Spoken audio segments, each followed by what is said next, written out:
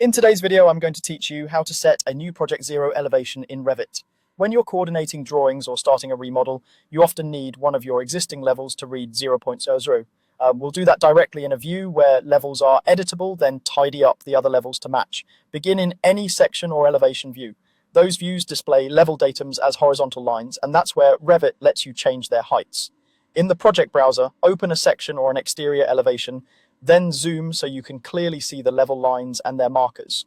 If the annotation is crowded, zoom in closer so the elevation values are easy to select. Choose the level that you want to become the new zero. Click directly on its level line so the elevation value appears at the end of the line. You should see the current height in your project units. Click that elevation value to activate it, type 0 and press enter.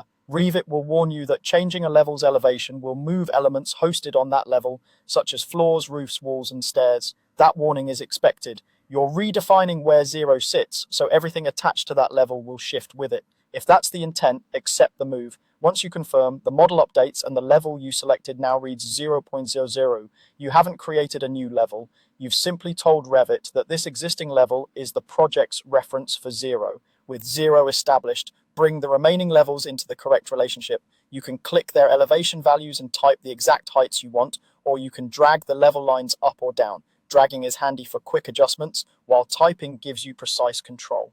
As you adjust, watch the on-screen readout so you don't accidentally nudge a level off by a few millimeters. Keep an eye on alignment and naming so your documentation stays clear.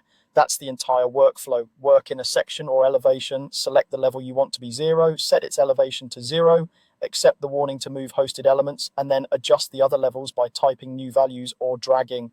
Use this approach whenever you need to reset Project Zero to an existing floor or datum and keep your model coordinated. A quick note on expectations. This change affects only the relationship of levels and their hosted elements inside the model. It doesn't rename the levels or modify your title blocks. If you work with linked files, coordinate with your team so everyone understands which level is now considered 0.